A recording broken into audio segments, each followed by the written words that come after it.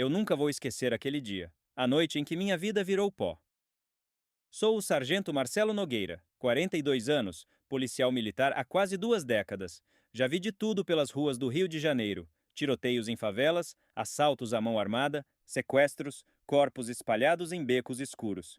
Mas nada, absolutamente nada, me preparou para o que eu estava prestes a viver. Era uma sexta-feira qualquer. Eu e meu parceiro, o soldado Almeida, estávamos em patrulha pela Zona Norte. O rádio chiava sem parar, como sempre. O calor dentro da viatura era sufocante, mesmo com os vidros abertos. As luzes da cidade piscavam e se misturavam ao barulho de sirenes ao longe. O Rio nunca dorme, e para nós, policiais, isso significa que o perigo também não descansa. Eu estava cansado, mas era um cansaço de rotina. Sabe aquele peso de quem já viu demais e aprendeu a engolir seco? Era assim que eu me sentia. Até que o rádio estalou com um chamado que, à primeira vista, parecia mais um entre tantos. QAP. Ocorrência de invasão domiciliar, possível vítima em estado grave. Rua João Batista, no 317, bairro Meier. Meu coração congelou. A voz do operador repetiu o endereço e eu, sem pensar, apertei o punho no volante. Aquele número, aquela rua, era a minha casa. Naquele instante, tudo parou. O trânsito, as conversas na viatura, até os barulhos da cidade pareceram sumir. Eu olhei para o Almeida, que me fitava sem entender nada, e gaguejei. Almeida, esse é o meu endereço. Ele arregalou os olhos e não precisou de mais nada. Ligou a sirene imediatamente e acelerou. Eu sentia o coração martelando no peito, como se fosse arrebentar minhas costelas. As mãos tremiam, mas eu tentava me segurar. Na cabeça, 1000 imagens surgiam. Minha esposa, sozinha em casa. Será que estava tudo bem? Será que conseguiria chegar a tempo? Cada semáforo quebrado pela viatura parecia uma eternidade. O rugido da sirene misturado ao barulho do motor só aumentava o desespero dentro de mim. Eu nunca tinha sentido tanto medo em toda a minha vida. Medo real. Não de perder a farda, não de morrer em serviço, mas de chegar em casa e encontrar minha vida destruída. Quando dobramos a esquina da minha rua, vi o cenário que jamais imaginei presenciar. 2 viaturas já paradas, luzes vermelhas piscando contra as paredes, vizinhos aglomerados, gente chorando e cochichando. Aquilo era o meu lar transformado em palco de tragédia. Apertei os olhos, respirei fundo e desci da viatura. O asfalto parecia grudar nos meus pés pesados. Eu não queria andar. Não queria abrir o portão. Mas era como se uma força maior me empurrasse para dentro daquele pesadelo. Naquele momento, eu sabia. Nada seria como antes. O portão da minha casa estava escancarado, e só de ver aquilo, minhas pernas ficaram bambas. Policiais da minha própria corporação estavam no quintal, alguns tentando afastar vizinhos, outros fazendo a contenção da área. Mas, para mim, aquilo tudo era um borrão.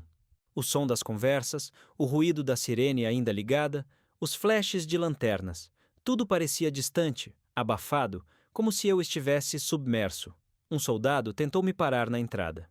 Sargento, o senhor não pode! Eu o empurrei com força. É a minha casa! É a minha esposa lá dentro! Subi os 3 degraus que levavam à porta e senti meu estômago embrulhar com o cheiro pesado no ar. Não era só o cheiro de sangue, era o cheiro da violência crua, da brutalidade. Um odor que, infelizmente, nós policiais reconhecemos de longe. Entrei pela sala e minhas botas pisaram em estilhaços de vidro. A televisão estava tombada, o sofá revirado, almofadas rasgadas, como se tivesse acontecido uma guerra dentro do meu lar.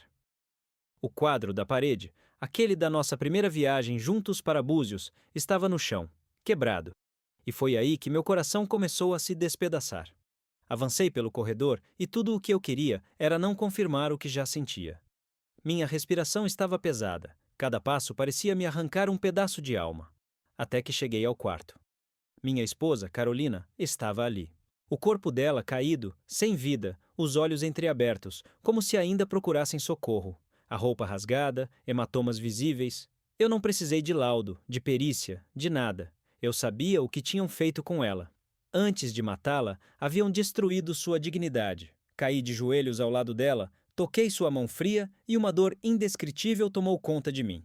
Senti um grito subir pela garganta, mas ele não saiu. Foi como se o mundo tivesse arrancado minha voz. Atrás de mim, ouvi o Almeida tentar me chamar.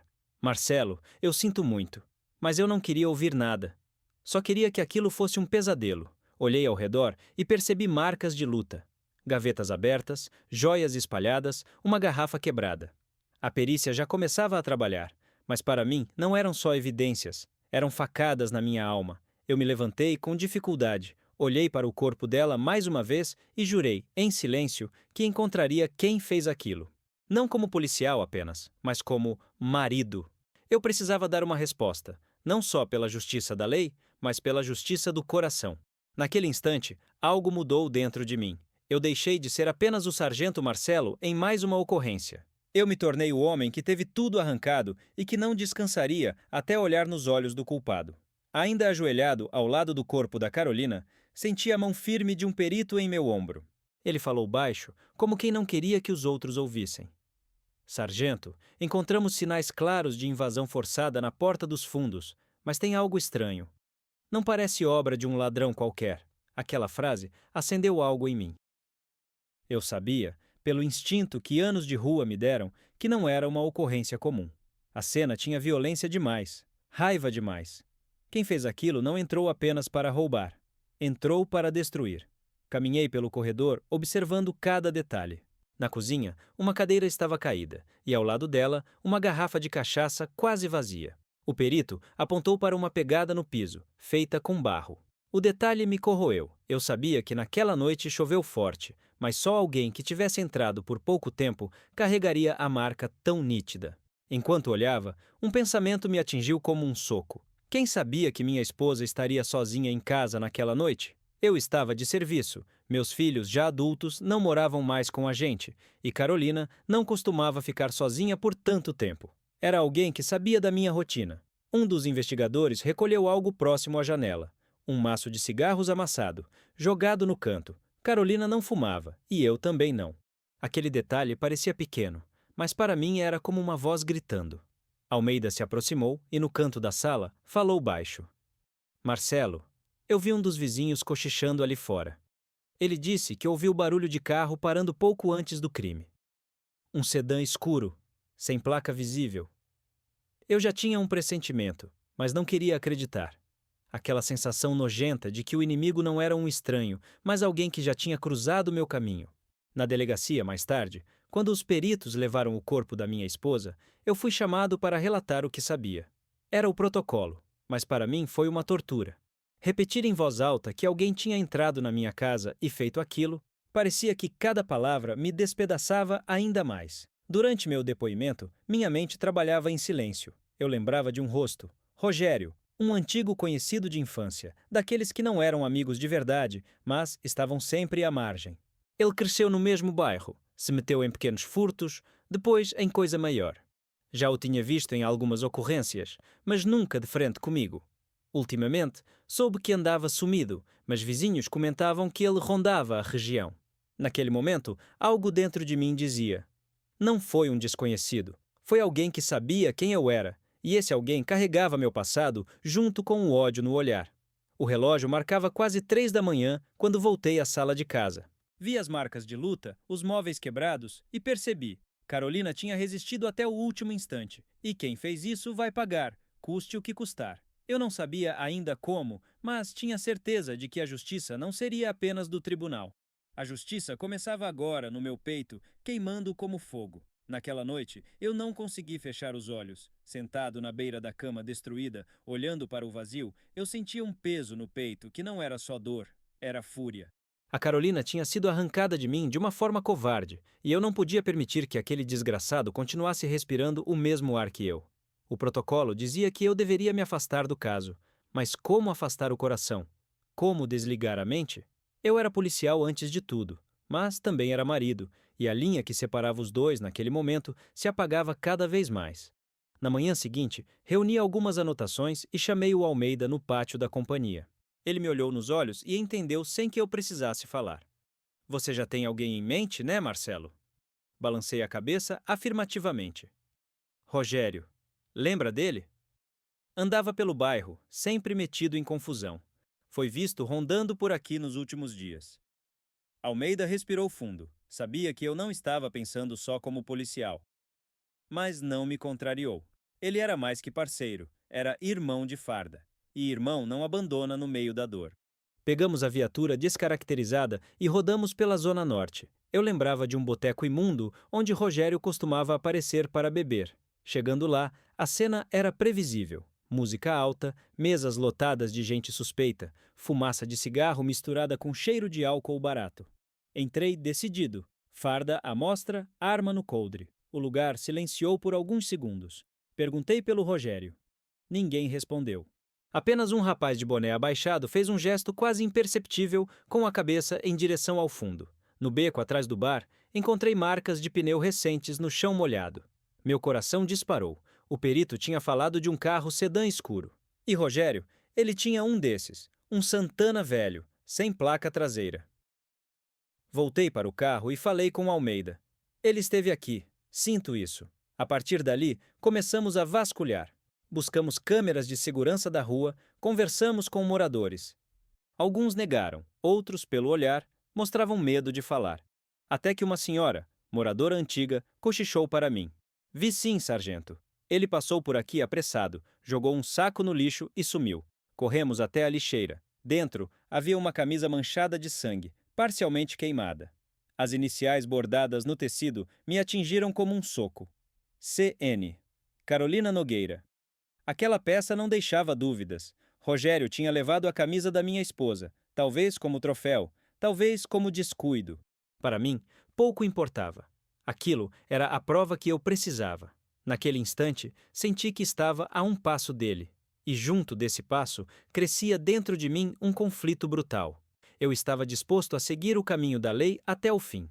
Ou meu coração iria me empurrar para um caminho sem volta. E foi aí que percebi. A caçada não era apenas pelo assassino da Carolina. Era também contra os meus próprios demônios. O dia seguinte amanheceu cinza no rio. O céu pesado parecia refletir o que eu carregava no peito. Eu já tinha as peças principais do quebra-cabeça, a pegada de barro, o carro sedã escuro, o maço de cigarros, a blusa da Carolina. Tudo apontava para Rogério. Não era mais só um pressentimento, era certeza. Mas certeza, no mundo policial não basta. Eu precisava encontrá-lo e rápido, antes que desaparecesse. Almeida, sempre ao meu lado, me trouxe a informação que faltava. Marcelo, conseguimos rastrear o carro dele. Um Santana preto, placa adulterada. Foi visto ontem na saída de Del Castilho, indo em direção à Penha. A Penha. Área conhecida, cheia de vielas, refúgio perfeito para alguém como ele. Mas também uma região onde a gente sabia que entrar significava guerra. Mesmo assim, não hesitei. Pedi apoio, mas por dentro eu sabia que não queria uma grande operação. Queria olhar nos olhos dele, cara a cara. Chegamos ao bairro no final da tarde. O sol descia lento, tingindo os prédios velhos de laranja sujo. A favela fervilhava de vida, crianças jogando bola, vendedores gritando ofertas, motos passando em alta velocidade, mas em cada rosto eu só via a sombra de quem poderia me levar até Rogério. No cruzamento de uma viela, avistei o carro, o Santana preto, com a traseira amassada e uma placa torta. Estava parado em frente a uma casa simples, de portão enferrujado. O coração acelerou. Almeida me segurou pelo braço. Marcelo, pensa bem. Se ele estiver aí dentro, você sabe o risco. Almeida, respondi, encarando-o nos olhos. Não existe risco maior do que já perdi. Cercamos a casa com cautela. 2 policiais ficaram na retaguarda, enquanto eu e Almeida avançamos pela frente. O portão rangeu ao ser aberto e o som ecoou como um aviso dentro de mim. É agora. No quintal, roupas velhas penduradas no varal balançavam ao vento. O cheiro de cigarro e cachaça era forte. Passei pela porta da sala e ouvi vozes abafadas, risadas misturadas com música baixa. O coração parecia explodir no peito. Com um sinal de mão, Almeida puxou a arma. Eu fiz o mesmo. E então, num segundo que pareceu uma eternidade, empurrei a porta. Lá estava ele. Rogério sentado numa cadeira de plástico, camisa suja, cigarro aceso entre os dedos. Ao me ver, arregalou os olhos, mas logo sorriu de canto, aquele sorriso debochado que só quem não tem nada a perder consegue dar. Olha só, o sargento Nogueira em pessoa, disse ele, como se fosse um velho conhecido. Veio fazer visita?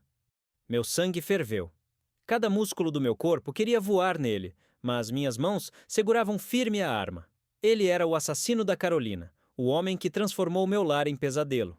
Naquele instante, eu percebi. O confronto que eu tanto temia tinha começado. O ar parecia pesado dentro da sala.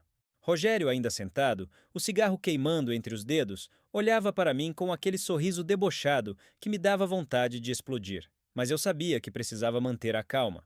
Cada segundo poderia decidir quem sairia vivo dali. Rogério, falei firme, minha voz ecoando no pequeno cômodo. Acabou. Você vai responder por tudo o que fez. Ele riu, quase escárnio. Responder? Você? Pelo que aconteceu, Nogueira? Você já perdeu demais, não acha? O golpe na minha alma foi quase físico, mas eu respirei fundo, lembrando do uniforme, da farda, da lei que juramos proteger. Eu não podia cruzar a linha, mesmo que a vontade fosse esmagá-lo ali mesmo. Rogério levantou-se devagar, como se brincasse comigo, mas percebi o movimento do corpo, a tensão nos braços, o olhar fixo. Ele não hesitaria em atacar.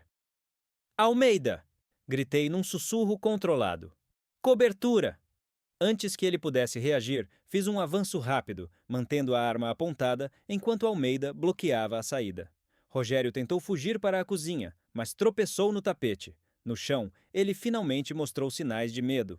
A risada desapareceu, substituída pelo olhar de quem percebeu que não havia mais saída. Segurei-o pelo braço, firme, pressionando contra a parede. A respiração dele acelerou e eu senti a adrenalina quase me consumindo. Está preso! Berrei. Você vai pagar por tudo! No caminho para a viatura, Rogério tentava falar, mas as palavras se perdiam entre a confusão e o desespero. Eu não escutei. Meu foco era só garantir que ele não escapasse. No fundo, uma parte de mim ainda queimava de ódio, mas a outra sabia que a justiça não se faz com minhas mãos, mas com a lei. Na delegacia, enquanto o colocávamos na cela, pude finalmente respirar, ainda que com dificuldade. O processo começaria agora, a investigação detalhada, os depoimentos, as provas. Mas uma coisa era certa. O responsável pela morte da Carolina estava sob custódia e não havia mais espaço para medo ou incerteza. Enquanto deixava a delegacia, olhei para o céu do Rio de Janeiro, ainda tingido pelo fim da tarde. A dor ainda me consumia, o vazio ainda estava ali, mas havia algo que eu precisava registrar. A justiça tinha avançado, mesmo que a cicatriz fosse eterna. E nesse instante, uma mensagem me atravessou a mente. Valorize quem veste a farda, porque só quem está nela sabe o que carrega todos os dias. E valorize a família, antes que seja tarde. Depois da captura de Rogério, o trabalho não parou. A Polícia Civil assumiu a investigação completa e eu precisei fornecer todos os detalhes. Minhas observações na cena do crime, a sequência de descobertas que me levaram até ele e os depoimentos de vizinhos e colegas que testemunharam comportamentos suspeitos. Cada palavra que eu dizia na delegacia era pesada, carregada de dor e raiva, mas também de responsabilidade. Nos dias seguintes, os peritos continuaram a recolher evidências. A camisa da Carolina, os móveis danificados, marcas de luta e todos os rastros que Rogério havia deixado foram catalogados, fotografados e analisados. Cada detalhe servia para construir o caso no tribunal, garantindo que a lei fosse cumprida e que ele não escapasse por falhas ou lacunas. Enquanto isso, eu tentava lidar com o luto. A rotina de patrulhas continuava, mas meu olhar sobre a cidade havia mudado. Cada rua, cada esquina, lembrava-me da perda que eu tinha sofrido. O trabalho como policial se tornou um mecanismo de sobrevivência, concentrar a dor em algo que eu podia controlar. Eu ajudava vítimas, atendia chamados, mas no fundo, a ausência da Carolina era uma ferida que sangrava constantemente. Rogério, durante o interrogatório, não escondeu sua frieza. Admitiu os atos, mas tentou justificar de maneiras rasas, procurando minimizar a culpa. Nada do que dizia poderia apagar a brutalidade do que ele fez. Eu, como policial, tive que ouvir cada detalhe, guardar a compostura e permitir que a justiça corresse seu curso, sem que meu próprio ódio interferisse. Os depoimentos dos vizinhos, a coleta de provas e os relatos de colegas da corporação reforçaram a acusação. A promotoria trabalhou com precisão. Eu acompanhava cada passo, sempre presente, mesmo que fosse apenas para garantir que o caso não se perdesse em burocracias ou falhas de procedimento. Ao mesmo tempo, sentia a necessidade de falar com outras famílias, de alertar colegas, de compartilhar a mensagem que o caso da Carolina me deixou. Nós, policiais, carregamos o peso de vidas em nossas mãos todos os dias, mas nunca devemos esquecer que nossas famílias são o que nos mantém humanos. A dor era intensa, mas havia um fio de justiça sendo tecido. A sensação de impotência ainda me visitava, mas agora eu sabia que Rogério enfrentaria as consequências de seus atos. Meses se passaram desde que Rogério foi preso. O julgamento foi longo, intenso e emocionalmente exaustivo. Testemunhas foram chamadas, evidências apresentadas, perícias detalhadas foram analisadas e cada detalhe do crime foi reconstituído diante do tribunal. Eu estava presente em todas as audiências, não apenas como policial, mas como marido que havia perdido a mulher de sua vida de forma brutal. O veredito finalmente chegou, culpado por homicídio qualificado, invasão de domicílio, abuso e ocultação de cadáver. A pena foi severa, exatamente o que a lei previa: mais de 30 anos de prisão. Ouvir o juiz proferir a sentença trouxe uma mistura de alívio e tristeza. Alívio por saber que Rogério não voltaria às ruas tão cedo. Tristeza porque nada poderia trazer Carolina de volta. Enquanto saía do tribunal, senti um silêncio pesado dentro de mim. A dor ainda estava ali, intacta, mas uma pequena sensação de justiça permitiu que eu respirasse um pouco mais leve. A vida, eu sabia, nunca voltaria ao normal. As lembranças da Carolina estavam em cada canto da nossa casa, nas roupas, nos móveis, nas fotos, e o vazio da ausência dela era permanente. Foi nesse momento que percebi que precisava transformar minha dor em alerta e aprendizado. Conversando com colegas e outros policiais, compartilhei minha história. O valor da farda vai além das ruas, e o amor à família é inestimável. Não podemos tomar como garantido cada momento com quem amamos, porque a vida é frágil e imprevisível. Para todos que assistem a esta história, deixo uma mensagem clara. Se você ou alguém próximo sofre algum tipo de violência, denuncie. Não espere que a tragédia aconteça para agir. A prevenção é a única forma de proteger vidas e famílias. E por fim, para nós, que vestimos a farda, que enfrentamos o perigo diariamente, valorize cada momento, cada pessoa querida e nunca perca a humanidade no caminho da lei. Porque a dor de perder alguém que se ama é algo que nenhum treinamento ensina a suportar, e só quem está na farda sabe o que carregamos todos os dias. A Carolina se foi, mas a lição que ela deixou jamais será esquecida. E eu, Marcelo Nogueira, seguirei em frente, lutando pela justiça e pela memória dela, enquanto o peso da farda e da perda moldam cada passo meu daqui para frente.